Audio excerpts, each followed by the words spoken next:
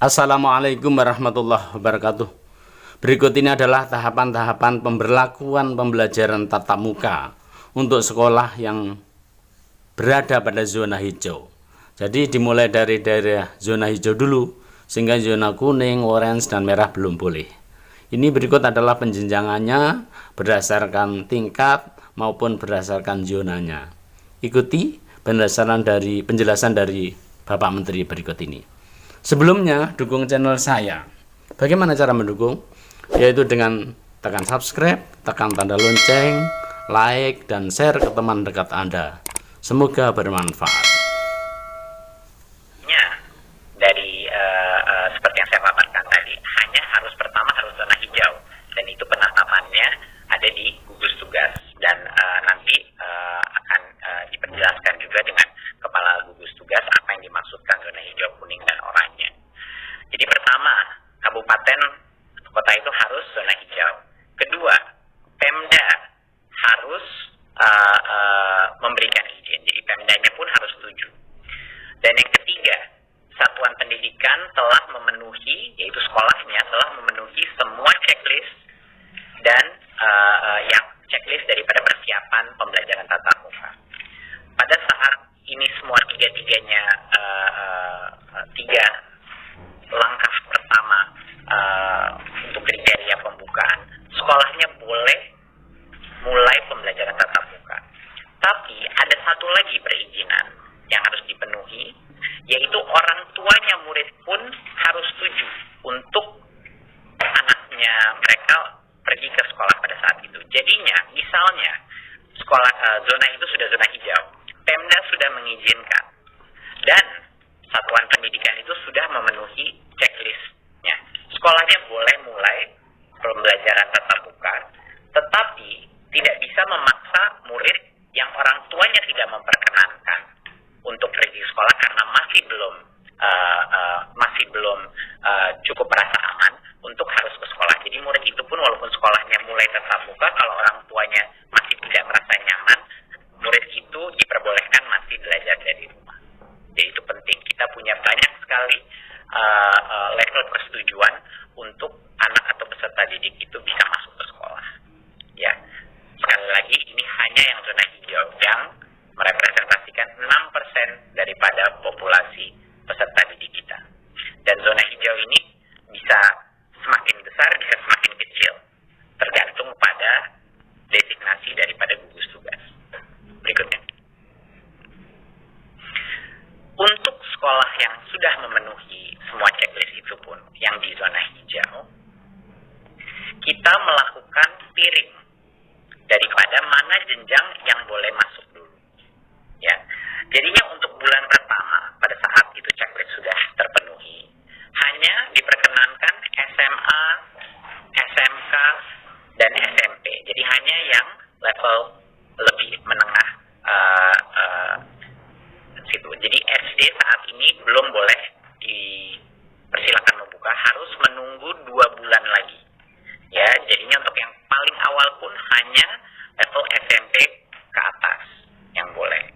Baru setelah 2 bulan, kalau semuanya masih oke dan semua masih hijau, baru boleh SD dan SLD yang mulai dibuka.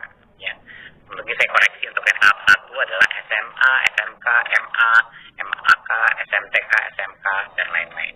Ya, untuk tahap 2 bulan setelah itu baru boleh SD, ya, MI, dan paket dan SLD.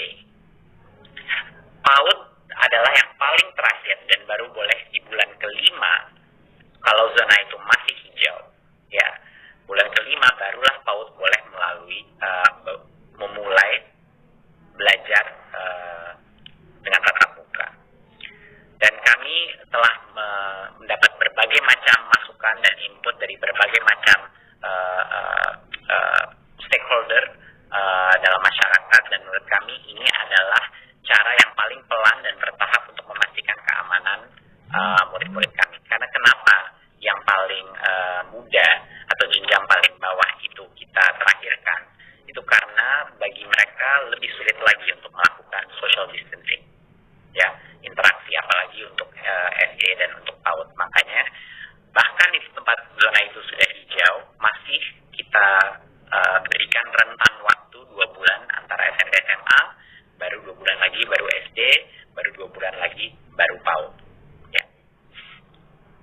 berikutnya. Nah, apa yang terjadi sebentar, bisa balik sebelumnya.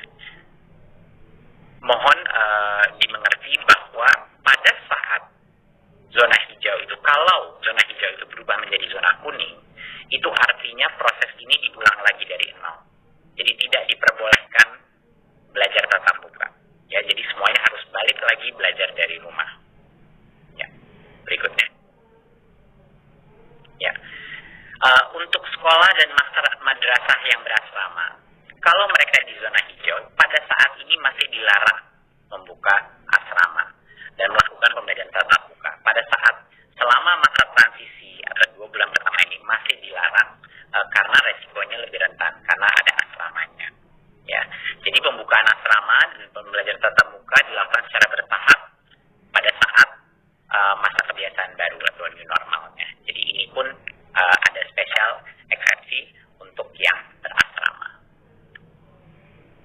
Berikutnya.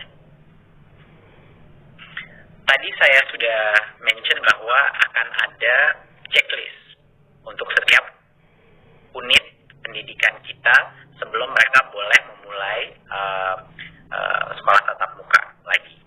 Dan checklist itu adalah tentunya yang pertama, ketersediaan sarana sanitasi dan kebersihan seperti toilet, sarana cuci tangan, hand sanitizer, dan lain-lain. Dan yang kedua adalah ada akses ke fasilitas layanan kesehatan di sekitarnya, itu sangat penting. Ketiga adalah wajib memakai masker, ya. Dan keempat, termogan untuk mengecek temperatur suhu siswa dan guru yang masuk. Dan yang kelima adalah beberapa aturan atau protokol kesehatan mengenai kalau ada peserta didik yang mungkin punya kondisi medis atau lagi sakit, itu tidak diperkenankan untuk masuk. Bahkan kalau keluarganya ada yang sakit atau flu, anak itu tidak diperkenankan masuk. Dan guru dan orang tua yang punya resiko komorbiditas juga sebaiknya tidak masuk dulu ke sekolah, ya, apakah itu diabetes atau hipertensi dan lain-lain komorbiditasnya, ya. Dan yang terakhir adalah checklist yang terakhir, harus ada kesepakatan dengan komite satuan pendidikan, ya, untuk melakukan pembelajaran tatap muka. Jadinya harus ada komunitas persetujuan musyawarah bahwa sekolah itu terbuka, dan itu akan kita masukkan sebagai bagian dari checklist ini. Jadinya banyak sekali checklistnya untuk bisa memulai pembelajaran tatap muka. Protokol ini sesuai dengan protokol kesehatan yang kami dapatkan dari Kemenkes, dan kami bekerja sama dengan Kemenkes untuk memastikan protokol kesehatan ini sudah align atau dengan arah yang sama dengan standar Kementerian Kesehatan. Dan kami juga ingin memastikan bahwa satuan pendidikan ini melakukan persiapan dengan Dinas Pendidikan dan Kanwil kantor Kemenak juga, ya, di masing-masing. Walaupun mereka belum zona hijau, tapi sebaiknya untuk mengerti protokol ini dan untuk preparasi sebaiknya dimulai dari sekarang untuk berkoordinasi untuk persiapannya. Terima kasih Anda telah mencermati langkah-langkah untuk dapat melaksanakan pembelajaran tatap muka bagi sekolah yang di daerah zona hijau. Berdasar zona maupun penjenjangannya tadi telah disampaikan, seluruh wilayah Indonesia mungkin moga-moga segera menjadi zona hijau sehingga dapat melaksanakan pembelajaran tatap muka. Itu yang normalnya, begitu. Normal kembali segera jadi nyata, tentu saja dengan izin Allah, dengan pertolongan. Assalamualaikum warahmatullahi wabarakatuh.